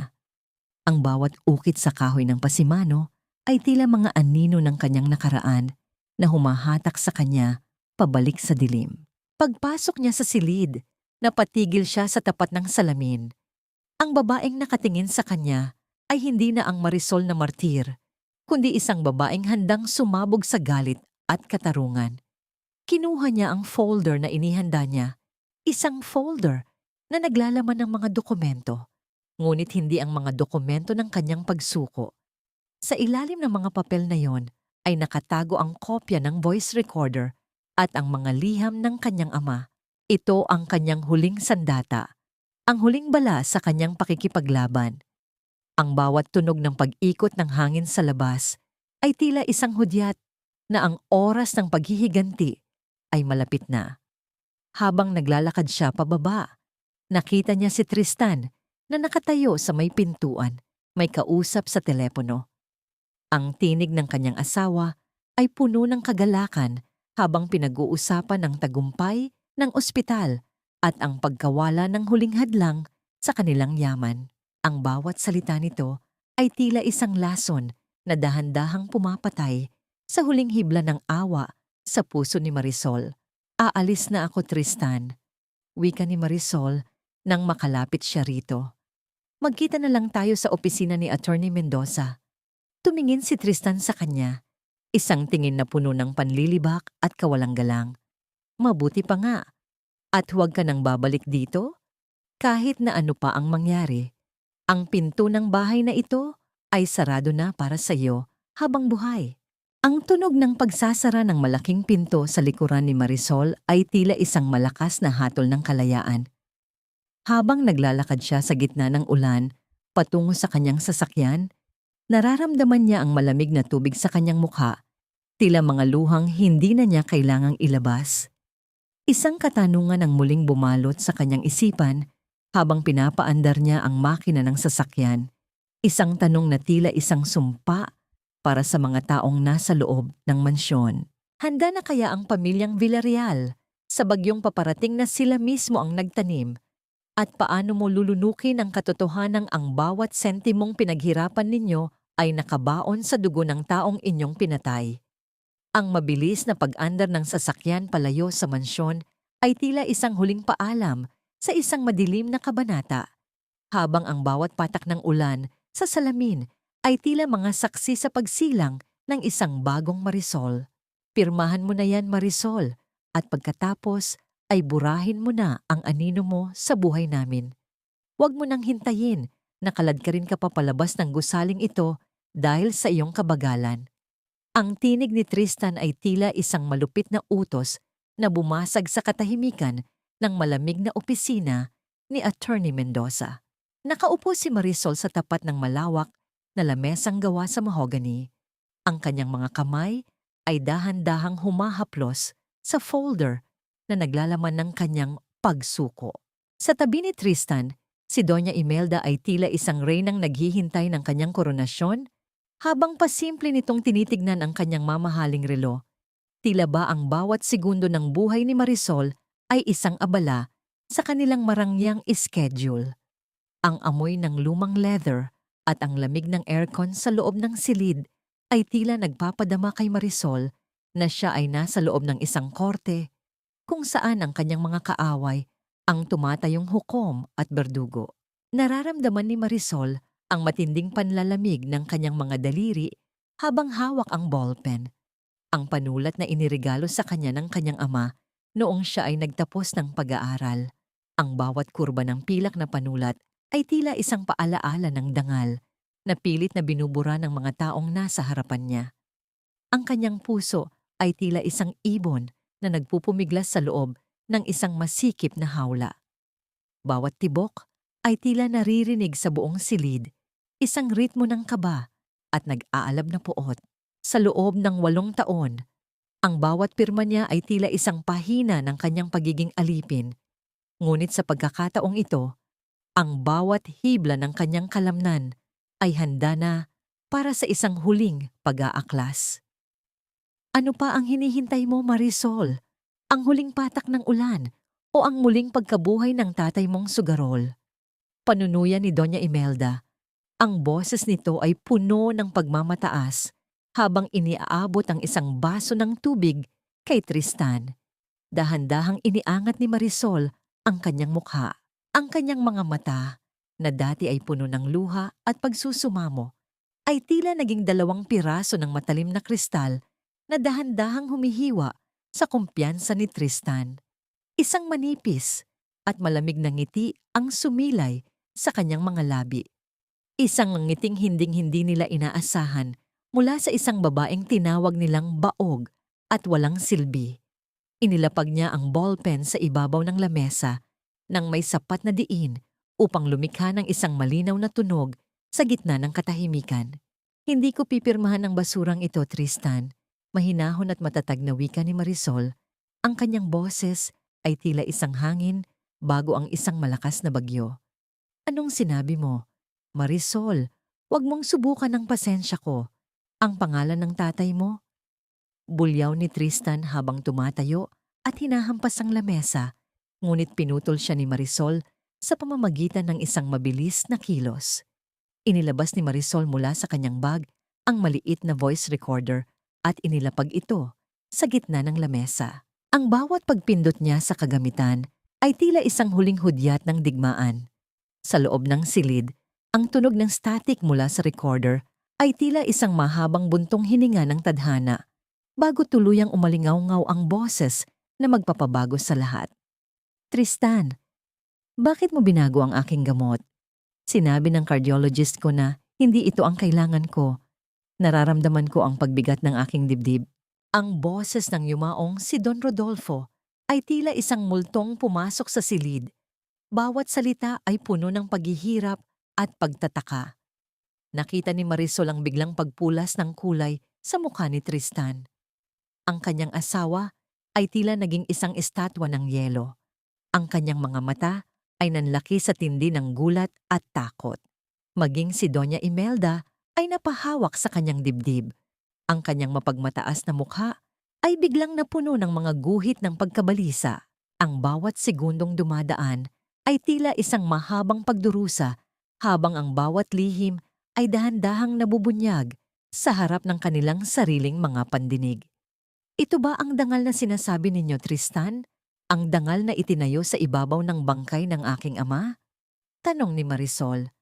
Ang kanyang boses ay puno ng pait na tila isang lason na dahan-dahang pumapatay sa bawat hibla ng kumpiyansa ng mga Villarreal. Isang matinding katahimikan ang muling bumalot sa opisina. Ngunit sa pagkakataong ito, ang katahimikan ay puno ng banta at kapahamakan. Ang bawat patak ng ulan sa labas ng bintana ay tila nakikiramay sa katarungang matagal nang inantay ni Marisol. Habang nakatitig siya sa nanginginig na mga kamay ni Tristan, isang katanungan ang muling bumalot sa kanyang isipan. Isang tanong na tila isang sumpa para sa mga taong nagtaksil sa kanya. Paano ninyo haharapin ang katarungang hindi kayang bayaran ng inyong yaman? At handa na ba kayong mabulok sa loob ng rehas na inyo mismong binuo gamit ang inyong mga kasinungalingan? Ang bawat tibok ng puso ni Marisol ay tila isang hudyat ng kanyang huling tagumpay, habang ang bawat salita ng kanyang ama sa recorder ay tila isang koro ng mga kaluluwang humihingi ng hustisya sa gitna ng nagdidilim na hapon. Isang malaking kasinungalingan iyan. Marisol, huwag mong subukan na sirain ang pangalan ko gamit ang isang pekeng recording na gawa-gawa mo lang sa iyong imahinasyon. Ang bulyaw ni Tristan ay tila isang desperadong hiyaw ng isang hayop na nasusukol sa gitna ng madilim na kagubatan. Nakatayo siya sa tapat ni Marisol. Ang kanyang mga mata ay nanlilisik sa takot na pilit itinatago ng galit, habang ang kanyang nanginginig na daliri ay pilit na inaabot ang voice recorder sa ibabaw ng lamesa. Ngunit bago pa man niya ito mahawakan, mabilis na kinuha ni Attorney Mendoza ang kagamitan at inilagay sa loob ng isang ligtas na lalagyan. Ang bawat segundong dumadaan ay tila isang mabigat na metal na tumatama sa sahig, isang ritmo ng nalalapit na pagbagsak ng pamilyang Villarreal. Sa labas ng bintana, ang kidlat ay gumuhit sa madilim na kalangitan, tila isang hudyat ng katarungang matagal nang natutulog. Nararamdaman ni Marisol ang dahan-dahang pagdaloy ng lamig sa kanyang mga ugat habang pinagmamasdan ng pagguho ng kumpiyansa ng kanyang asawa. Ang bawat hapdi ng kanyang tahi sa puson ay tila naglaho, napalitan ng isang kakaibang lakas na nagmumula sa kaibuturan ng kanyang pagkatao. Tumingin siya kay Doña Imelda na ngayon ay nakaupo ng tuwid, ngunit ang mga labi ay nanginginig at ang mukha ay kasing puti ng papel. Ang bawat alahas na suot ng matanda ay tila naging mga kadenang nagpapabigat sa kanyang leeg, isang simbolo ng yaman na ninakaw mula sa isang taong nagtiwala sa kanila. Peke, Tristan. Iyan ang boses ni Papa. Iyan ang huling hininga niya na kinuha niyo dahil sa inyong kasakiman. Mahinahong wika ni Marisol. Ang kanyang boses ay tila isang matalim na kristal na dahan-dahang humihiwa sa hangin. Akala niyo ba ay ganoon kadaling burahin ang katotohanan? Akala niyo ba ay habang buhay akong mananatiling bulag at bingi sa inyong mga kasalanan? Marisol, anak, pag-usapan natin ito ng maayos. Mag-ina pa rin tayo, hindi ba? Isipin mo ang dangal ng pamilya. Biglang nagbago ang tinig ni Doña Imelda. Puno na ngayon ng peking pagsusumamo at dulas ng dila. Ang dokumentong hawak ko tungkol sa utang ng tatay mo. Maaari nating sunugin yon ngayon din. Kalimutan na natin ang lahat. Bumalik ka na sa bahay at itatama natin ang lahat. Isang mapait at malamig na tawa ang pinakawalan ni Marisol, isang tunog na tila bumasag sa huling pag-asa ng matanda. Ang dokumentong sinasabi mo, Mama? Ang dokumentong yan ay kasing peke ng inyong malasakit. Alam na namin ang katotohanan. Ang bawat sentimong sinabi ninyong utang ni Papa ay sadyang inilipat ninyo sa inyong mga account gamit ang mga pekeng pirma habang siya ay nag-aagaw buhay. Dahan-dahang tumayo si Marisol, ang bawat galaw niya ay puno ng dignidad at kapangyarihan. Inilabas niya ang isang asul na folder mula sa kanyang bag at inilapag ito sa tapat ni Tristan. Ang tunog ng pagbagsak ng folder sa lamesa ay tila isang huling hatol ng kamatayan para sa karera ng doktor. Ito ang formal na kautusan mula sa Board of Directors ng Del Fierro Holdings. Simula sa segundong ito, tinatanggal ka na sa posisyon mo bilang Chief of Staff at Director ng ospital. Ang bawat kagamitang medikal na pinirmahan ko bilang donasyon ay formal nang binabawi ng aking kumpanya dahil sa paglabag sa Code of Ethics. Wala ka ng ospital, Tristan. Wala ka na ring lisensya dahil ang ebidensyang hawak namin tungkol sa maling gamot na ibinigay mo kay Papa ay diretso na sa Professional Regulation Commission. Hindi mo pwedeng gawin ito sa akin. Ako ang nagtayo ng ospital na yan. Sigaw ni Tristan habang sinusubukang hawakan ang braso ni Marisol, ngunit agad siyang hinarang ng dalawang security guard na pumasok sa silid. Sa gitna ng kaguluhan, biglang tumunog ang telepono ni Tristan. Ang pangalan ni Vea ay kumikislap sa screen. Pinindot ni Marisol ang speakerphone bago pa man makakilos si Tristan. Tristan, nasaan ka na ba? Ang bangko. Nandito sila sa kondo. Sinasabi nila na kailangan na nating umalis dahil hindi na nababayaran ng utang. At ang sanggol, Tristan, kailangan kong aminin sa'yo. Hindi ikaw ang ama. Kailangan ko lang ng pera mo, kaya kita sinamahan. Ang boses ni Vea ay puno ng takot at desperasyon. Tila isang huling dagok na tumama sa natitirang dignidad ni Tristan. Napaluhod si Tristan sa sahig. Ang kanyang mga kamay ay nakahawak sa kanyang ulo habang ang bawat salita ni Vea ay tila mga martilyong dumudurog sa kanyang mundo. Si Doña Imelda naman ay tila nawalan ng malay at sumandal sa sandalan ng upuan. Ang kanyang mga mata ay nakatitig sa kawalan. Tumingin si Marisol sa kanila nang may halong awa at puot. Kinuha niya ang kanyang panulat sa lamesa, ang panulat ng kanyang ama, at dahan-dahang inilagay sa loob ng kanyang bag. Ang bawat tibok ng kanyang puso ay tila isang awit ng tagumpay, ngunit may kasamang lungkot para sa 8 taong itinapon niya sa basurahan. Isang katanungan ang muling gumuhit sa kanyang isipan habang naghahanda siyang lumabas ng silid. Ano ang pakiramdam ng mawala ang lahat sa isang iglap? Kung kailan akala mo ay ikaw na ang hari ng buong mundo? At handa ka na bang harapin ang madilim na rihas na naghihintay sa'yo sa dulo ng iyong mga kasinungalingan? Ang tunog ng sirena ng pulis sa ibaba ng gusali ay tila isang koro ng hustisya na sumasabay sa malakas na pagbuhos ng ulan habang si Marisol ay dahan-dahang naglalakad patungo sa pinto. Hindi na lumilingon sa mga taong pumatay sa kanyang kaligayahan. Ang bawat pako at semento ng ospital na ito ay tila mga saksi sa iyong kasakiman, Tristan. Ngayon, ang bawat pader na yan ang magsisilbing rehas ng iyong sariling bilangguan.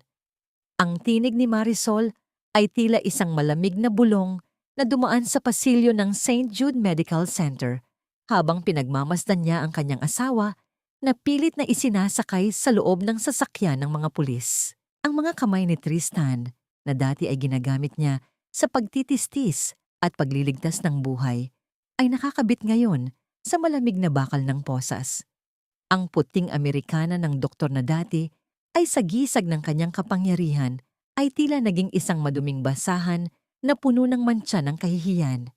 Ang bawat hakbang ni Tristan patungo sa sasakyan ay tila pagyakap sa isang madilim na kinabukasan na siya mismo ang binuo gamit ang kanyang mga kasinungalingan. Nararamdaman ni Marisol ang dahan-dahang pag-agos ng katahimikan sa loob ng kanyang dibdib. Ang bawat hapdi ng kanyang tahi sa puson ay tila naglaho na, napalitan ng isang kakaibang gaan na matagal na niyang hindi nararamdaman. Tumingin siya sa malaking karatula ng ospital kung saan ang pangalan ng mga Villarreal ay unti-unti nang binabaklas ng mga trabahador. Ang tunog ng pagtanggal ng bawat letra sa pader ay tila isang koro ng paglaya para sa kanya. Ang yaman na ninakaw mula sa kanyang ama ay dahan-dahan nang bumabalik sa tamang kamay. Ngunit ang mas mahalaga ay ang kanyang sariling pagkatao na muli niyang nabawi mula sa putikan.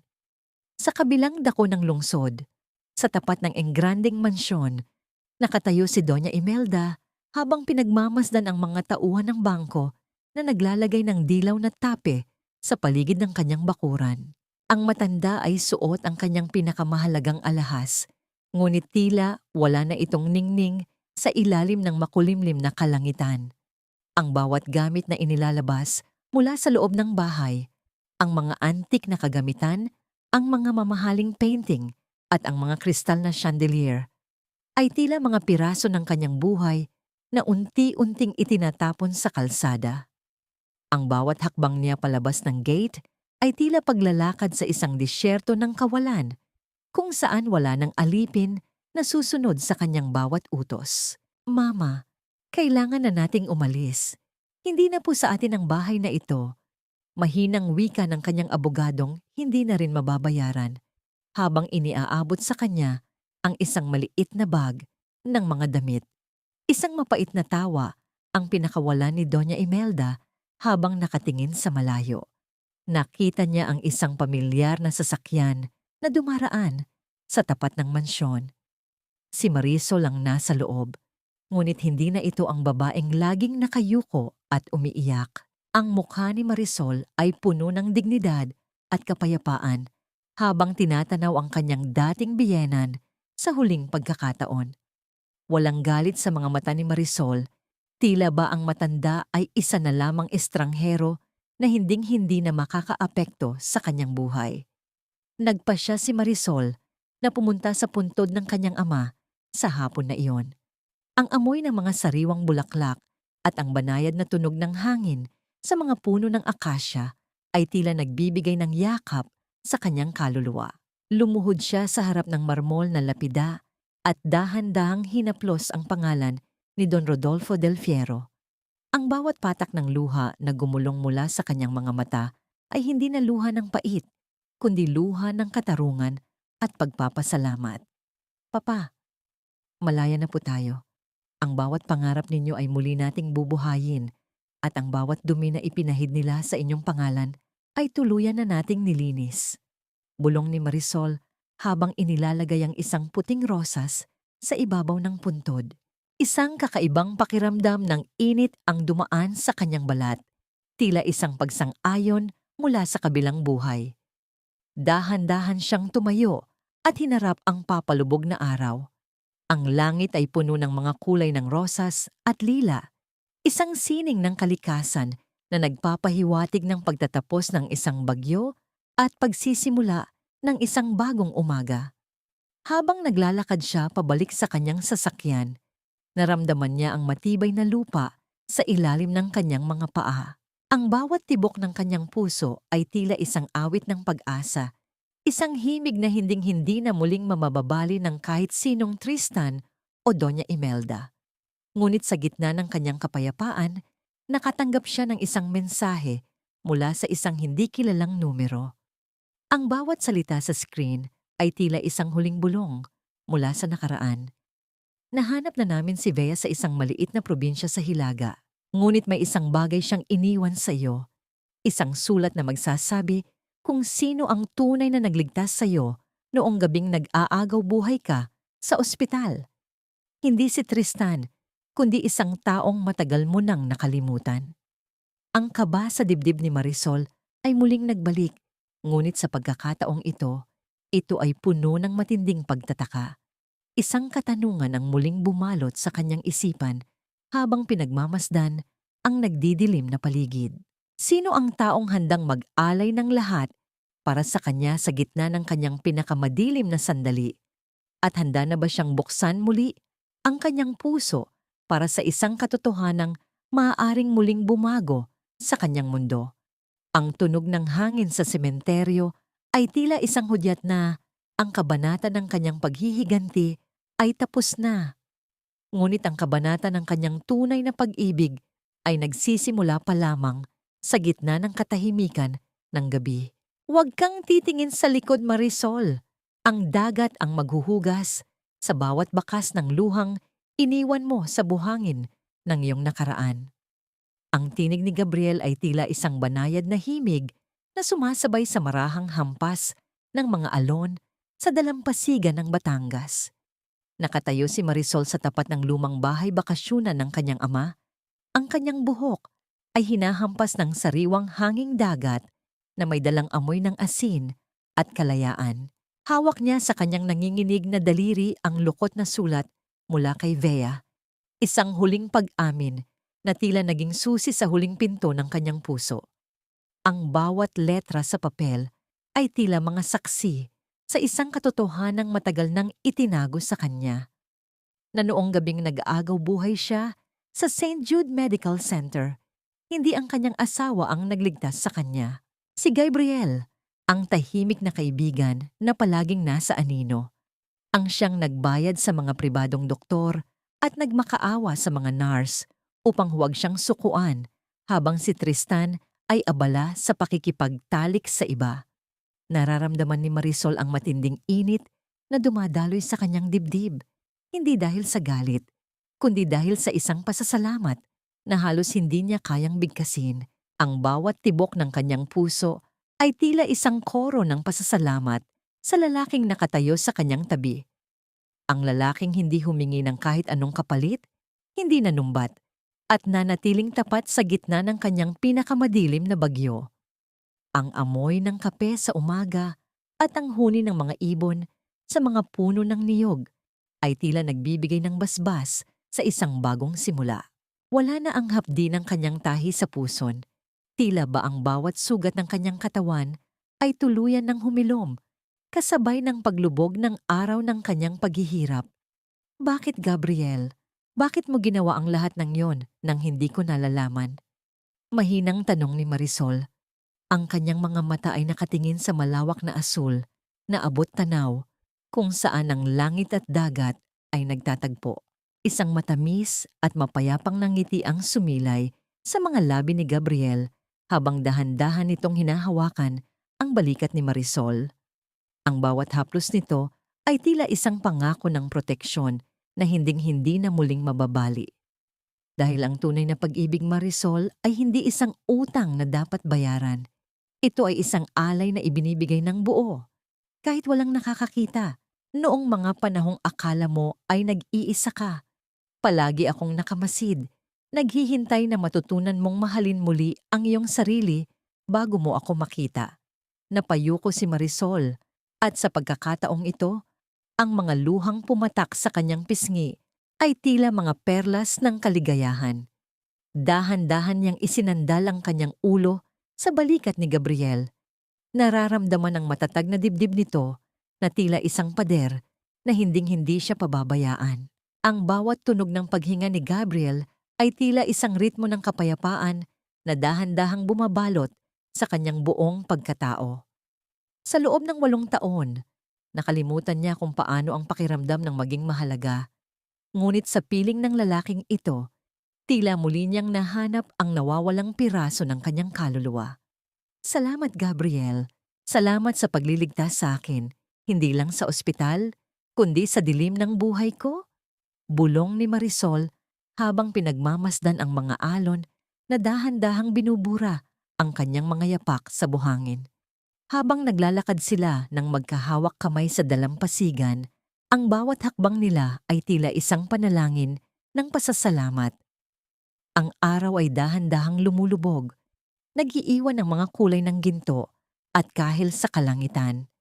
Isang sining na nagpapahiwatig na ang bawat gabi ay may kasunod na umaga.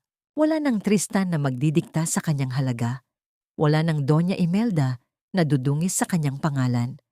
Ang tanging natitira ay ang malawak na dagat ng pagkakataon at ang lalaking handang sumama sa kanya sa bawat paglakbay. Isang malalim na katanungan ang muling bumalot sa kanyang isipan habang pinagmamasdan ang huling sinag ng araw. Kung ang bawat sakit ay may katapat na kagalingan, sapat na kaya ang kapayapaang ito upang masabing sulit ang bawat patak ng luhang ibinuhos mo sa nakaraan.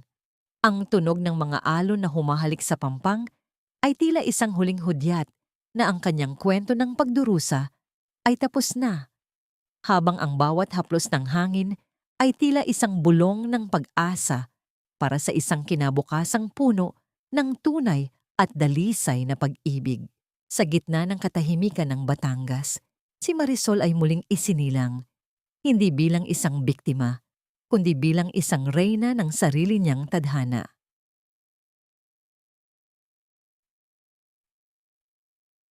Isang taon ang mabilis na lumipas. Tila isang agos ng ilog na dahan-dahang naglilinis sa bawat bakas ng dumi at sakit na iniwan ng nakaraan. Sa loob ng isang maliwanag at payapang opisina sa sentro ng Makati, nakaupo si Marisol sa tapat ng kanyang bintana, pinagmamasdan ng mga sasakyan at taong nagmamadali sa ibaba. Wala na ang mabigat na kadena sa kanyang puso. Ang bawat tibok nito ay tila isang malayang awit ng isang babaeng muling nahanap ang kanyang sarili. Ang bawat ukit ng kanyang pangalan sa pintuan ng Del Fierro Foundation ay tila isang sagisag ng kanyang tagumpay, hindi lamang sa negosyo, kundi sa pakikipaglaban para sa kanyang sariling dangal. Sa kabilang dako, sa loob ng malamig at madilim na selda ng pambansang bilangguan, nakaupo si Tristan sa isang sulok, nakatitig sa kawalan. Ang kanyang mga kamay na dati ay tinitingala ng marami, ay tila naging mga tuyong sanga na lamang na walang pakinabang. Ang tunog ng bakal na pintuan na nagsasara sa bawat gabi ay tila isang paalaala ng bawat pagkakataong sinayang niya ang katapatan ni Marisol. Si Doña Imelda naman ay nanatili sa isang maliit at lumang paupahan sa labas ng lungsod, mag-isang kumakain ng tuyong tinapay habang inaalala ang mga panahong siya ay reyna ng isang mansyong hindi naman sa kanya. Ang bawat hiyas na dati ay suot niya ay napalitan na ng mga kulubot ng pagsisisi at kahihiyan na hinding-hindi na mabubura ng kahit anong yaman. Dahan-dahang tumayo si Marisol at kinuha ang kanyang bag upang lisanin ang opisina. Pagbaba niya sa lobby, sinalubong siya ng amoy ng ulan na dahan-dahang pumapatak sa semento, ngunit hindi na ito ang ulan ng kalungkutan. Nakatayo sa tabi ng pintuan si Gabriel, may hawak na payong at isang ngiting puno ng katapatan. Walang maraming salitang kailangan. Ang bawat sulyap nila sa isa't isa ay tila isang sapat na pangako na ang bawat bukas ay hindi na muling magiging madilim. Habang naglalakad sila patungo sa sasakyan, naramdaman ni Marisol ang init ng kamay ni Gabriel na humahawak sa kanyang palad. Isang pagpapadama na siya ay hindi lamang mahalaga, kundi iginagalang. Napatigil si Marisol sa tapat ng sasakyan at tumingin sa kalangitan. Napatawad na ba niya ang mga taong sumira sa kanyang buhay? Sa loob ng kanyang puso, alam niyang ang tunay na kapatawaran ay hindi ang pagkalimot sa sakit, kundi ang pagpili na huwag nang hayaan ang sakit na yon na diktahan ang kanyang bukas. Pinatawad na niya ang kanyang sarili sa pagiging martir at sa pamamagitan yon, nahanap niya ang banal na katahimikan na matagal na niyang hinahanap. Ang bawat sakripisyo niya ay naging tuntungan upang maging isang matatag na pundasyon para sa ibang kababaihang nawawala ng pag-asa. Ang aral na iniwan ng kanyang kwento ay tila isang bulong sa hangin para sa bawat nakikinig.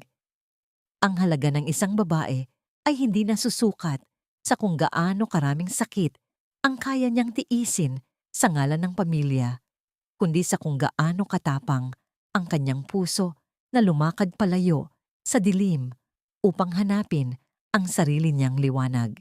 Ang pag-ibig ay hindi dapat maging isang kulungan, kundi isang malawak na dagat kung saan malaya kang makakalangoy ng walang takot na malunod. Habang umaandar ang sasakyan palayo sa gitna ng syudad, ang mga ilaw ng kalsada ay tila mga bituin na bumabati sa kanyang muling pagsilang. Wala ng puot, wala ng ulan ng pait. Ang tanging natitira ay ang dahan-dahang pag-agos ng tadhana na punong-puno ng pag-asa.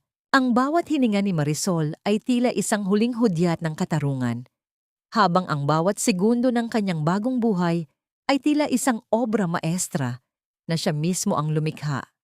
Sa gitna ng katahimikan ng gabi, ang kwento ni Marisol ay nagtatapos ng may ngiti, isang tagumpay na hinding-hindi na muling mababawi ng kahit sinong halimaw ng nakaraan.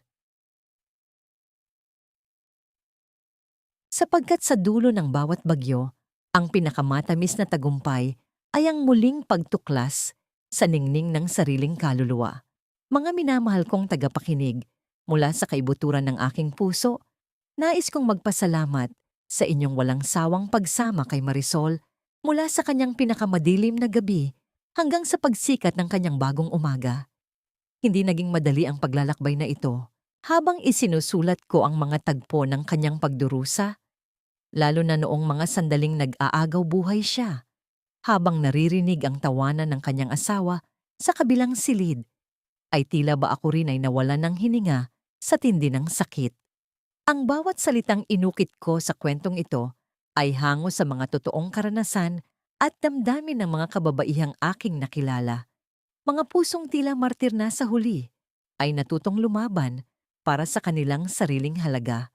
Ang kwento ni Marisol ay hindi lamang tungkol sa paghihiganti. Ito ay isang paalaala tungkol sa pag-asa at sa muling pagsilang ng ating pananalig sa ating sariling kakayahan. Ang pag-ibig ay parang isang maliit na mitsa sa gitna ng malakas na hangin. Maaari itong mamatay kung hindi aalagaan ng respeto. Ngunit maaari rin itong maging isang matatag na apoy na magbibigay ng liwanag sa ating madilim na mundo.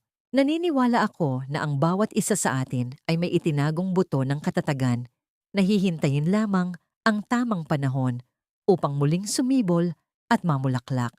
Ngunit bago tayo tuluyang magpaalam sa kabanatang ito, nais kong iwanan sa inyo ang isang katanungan na hanggang ngayon ay nagbibigay ng pagninilay sa aking isipan. Sa gitna ng lahat ng kasamaang ginawa ni Tristan at Doña Imelda, kung ikaw ang nasa kalagayan ni Marisol, kaya mo rin bang magpatawad ng tuluyan upang makamit ang kapayapaan? O mas pipiliin mong dalhin ang alaala ng sakit bilang kalasag sa iyong hinaharap? Nais kong marinig ang inyong mga saloobin at damdamin.